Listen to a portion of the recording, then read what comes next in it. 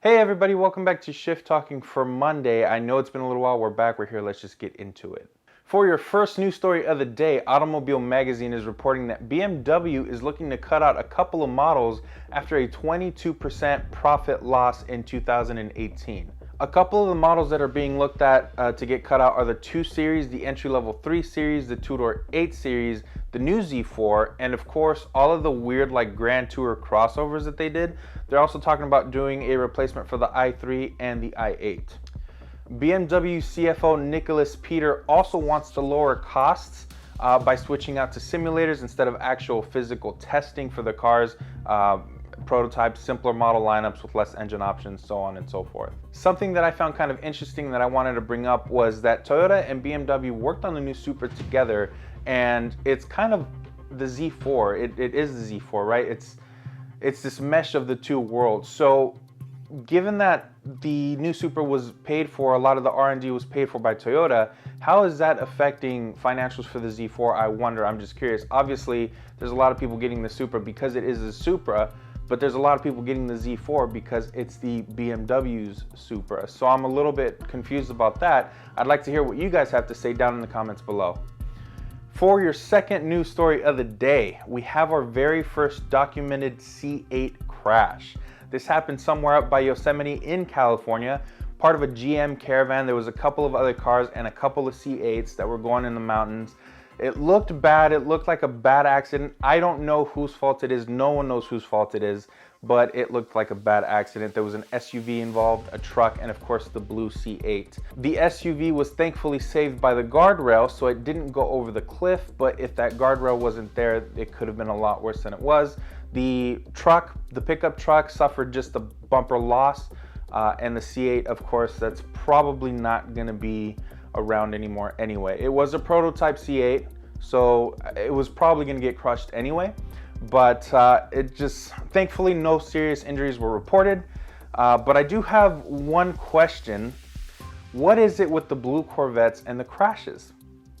Because if you recall, last year, the ZR1 pace car at the Detroit Indy race, I mean, that wasn't exactly smooth sailing there either. Guys, just a reminder, if you're gonna go drive in the canyons, just be safe. Please, be safe. There's people around you, just be safe. Okay, for this last story of the day, we have to talk about this because we did kind of predict things like this happening, and now it's starting to actually happen. Ford tuner Lund Racing pulls out of California and offers very limited support for current California customers. As we know, CARB regulations are not the best. As car enthusiasts, we are not the fan of those regulations, and neither are aftermarket automotive businesses. We heard a rumor that Lund was no longer taking any more new California customers, but we just wanted to confirm, so we decided to reach out.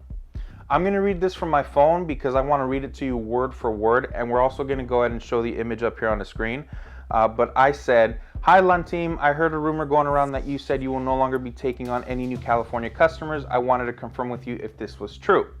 They responded, "Hey Daniel, unfortunately our tunes are not CARB certified. Really no tuning company outside California is, and most, if not all, dyno shops in California are not. Due to CARB stepping it up and policing companies selling non-CARB certified products into the state, we have chosen to suspend sales in the state of California." So then I asked, what about current California customers? Will they still be supported? And their response was, the only support we are providing is for completed tune customers.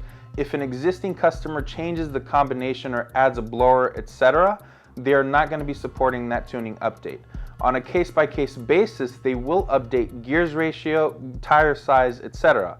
CARB has become extremely restrictive and is cracking down on tuning companies in and outside of California.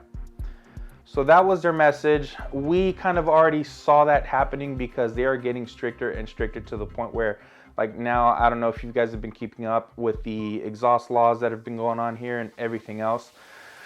I think a worthy question to ask here is, where is SEMA?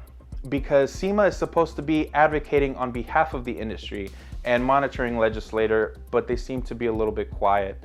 And I think that this is an interesting topic to talk about, and I'd really like to know your thoughts in the comments down below, because I know if you're a Mustang owner, you probably have either a Lund tune or its competitor in Florida.